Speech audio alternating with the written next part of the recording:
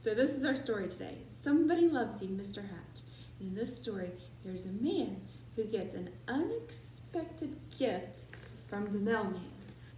He gets a big box of chocolates, and it makes him so happy that he starts doing nice things for all the people in his community.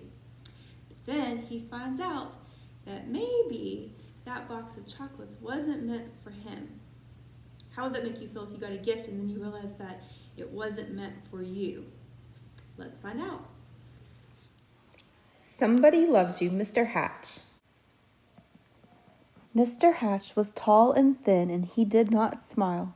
Every morning at 6:30 sharp, he would leave his brick house and walk 8 blocks to the shoelace factory where he worked. At lunchtime, he would sit alone in a corner, eat his cheese and mustard sandwich, and drink a cup of coffee. Sometimes he brought a prune for dessert. After work, he made 2 stops, at the newsstand to get the paper, and at the grocery store to get a fresh turkey wing for his supper. After supper, he read the paper, took a shower, and went to bed early. He keeps to himself, that is what everyone said about Mr. Hatch. One Saturday, when Mr. Hatch stepped onto the porch with his dustpan and broom, he got a surprise, a package wrapped in brown paper. He had never spoken to the postman before. "Thank you, Mr. Goober," he said. Mr. Goober smiled. "You're welcome. I always enjoy delivering packages." Mr. Hatch tore the brown paper off, and inside was a white box, which he opened to find another box. This one was heart-shaped, all satiny red with a pink bow on top. It was filled with candy, and something fluttered to the porch floor. It was a little white card. He picked it up. It said, "Somebody loves you." Only then did he remember that this was Valentine's Day. Mr. Hatch wondered and wondered. Now, who would send this to me? He was all alone, he had no friends, and yet someone had sent him a valentine. Who? He put the box on the coffee table and tried to do some dusting, but every time he left the room, he had to keep peeking to see if the box was still there. He dusted and dusted, and the dust cloth seemed to whisper, "Somebody loves you, somebody loves you."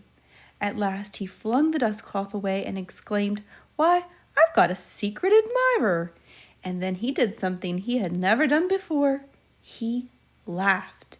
He laughed and danced and clapped his hands, and then he took a piece of candy from the box and ate it. Mr. Hatch changed his shirt and found some old aftershave in the bottom drawer. He splashed it on his face, and he picked out a yellow tie with blue polka dots and put it on. Then he went for a walk. Maybe, he thought, I will meet the person who sent me the candy. Of course, no one had ever seen Mr. Hatch wearing a tie or smelling of aftershave or smiling, so he got a lot of attention. Mrs. Weed tripped over her dog. Mr. Dunwoody nearly fell off his ladder, and little Tina Finn spilled all the toys out of her wagon. Mr. Hatch waved hello to them all. On Monday, it was back to work. At lunchtime, Mr. Hatch sat in the middle of the cafeteria. He spoke to everyone and passed out chocolates from his heart box. On the way home, as usual, he stopped at the newsstand. Mr. Smith handed him the usual newspaper. "I think I'll have a pack of mints," said Mr. Hatch. "Not as usual." Mr. Smith was shocked. "Was that you speaking, Mr. Hatch?"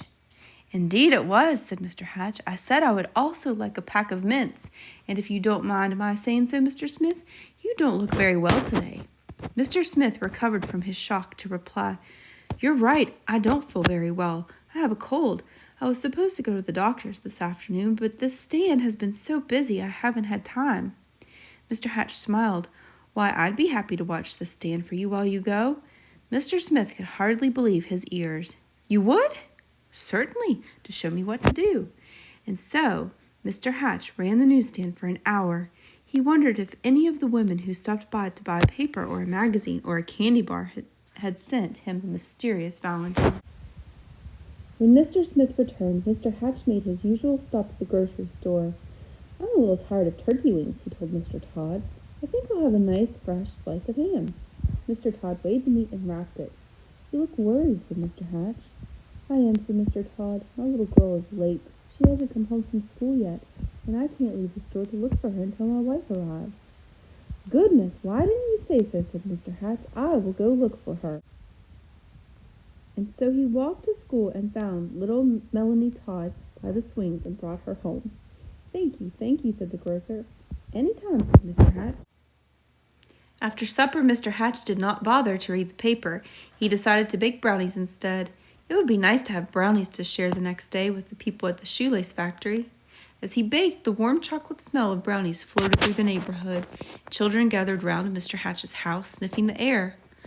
"Well, I suppose the factory can wait," said Mr. Hatch as he looked out the window, and he brought out 2 platefuls. "Now, what are brownies without lemonade?" he said, and he stirred up a nice cold pitcher. When the parents came to gather their children, they had brownies too. It turned out to be a picnic in Mr. Hatch's backyard. He dusted off an old harmonica and played songs he remembered from his boyhood. Everyone danced. And so the days and weeks went by. When Mr. Hatch wasn't smiling, he was laughing. And when he wasn't laughing, he was helping someone. And when he wasn't helping someone, he was having a party in his yard or on his porch. He seemed to have forgotten about finding the person who sent him the valentine. And then, one afternoon, Mr. Goober the postman came to his door. His face was very serious. "Come in, Mr. Goober," said Mr. Hatch. "You look upset." "I am upset," he said. "I made a mistake some time ago. My supervisor is very angry with me. Do you... Yes, Mr. Goober, what is it? Do you recall the package I delivered to you? On Valentine's Day, I think it was?" "Yes, I believe so," replied Mr. Hatch, beginning to feel a little uneasy.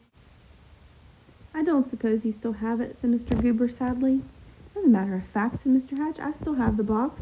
The candy is gone, though. Why do you ask?" The postman took a deep breath. "I'm afraid I delivered it to the wrong address. It was supposed to go to another house." Mr. Hatch recalled tearing off the brown paper.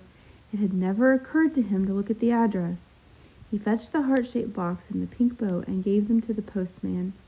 "I do hope your supervisor won't be too angry with you now." The postman was heading down the sidewalk when Mr. Hatch called from his porch, "Mr. Goober, I forgot something." He gave the postman the little white card. "Somebody loves you." Alone in his living room, Mr. Hatch sighed. Nobody loved me after all. Then he read the paper, took his shower, and went to bed early. The next morning at 6:30 sharp, Mr. Hatch left his brick house and walked 8 blocks to the shoelace factory. At lunchtime, he sat in a corner by himself, ate his cheese and mustard sandwich, and drank a cup of coffee. After work, he stopped at the newsstand for his paper, but he did not speak to Mr. Smith. And when he ordered his turkey wing from Mr. Todd, he did not smile. Nor did he pat little Melanie Todd on the head, or bake brownies, or have picnics, or parties, or play his old harmonica anymore. Everyone whispered, "What is wrong with Mr. Hatch?" Mr. Goober, the postman, told them. "Well, we love Mr. Hatch," insisted Mr. and Mrs. Dunwoody. "He gave us flowers for our garden. He helped to mend our back fence." Mrs. Weed nodded. "I love him too. He saved his bones for my dog Ruffy." Ruffy barked. She loved Mr. Hatch too. Mr. Smith told everyone how Mr. Hatch had watched his newsstand so he could visit the doctor. And Mr. Todd told everyone how Mr. Hatch had found his little girl. All the children in the neighborhood remembered Mr. Hatch's wonderful brownies and lemonade, and most of all his laughter. "Poor Mr. Hatch," they said. "What can we do?" And then Mr. Goober announced, "I have an idea." On Saturday morning, Mr. Hatch woke to a bright and sunny day. He put on his old overalls and went out to the porch with his dustpan and broom. He couldn't believe his eyes. All over the porch were red and white hearts and pink bows. There were boxes of candy on the chairs and yellow streamers flowing from the ceiling. And sticking up out of his mailbox was a shining silver harmonica. The front yard was filled with people, happy, smiling people. They were holding up a huge sign with hand-painted letters. It said, "Everybody loves Mr. Hatch." Mr. Hatch dabbed at a tear with his handkerchief. "I do believe," he sniffled, "somebody loves me after all." And then he smiled, and then he laughed, and then he hurried down to be with his friends.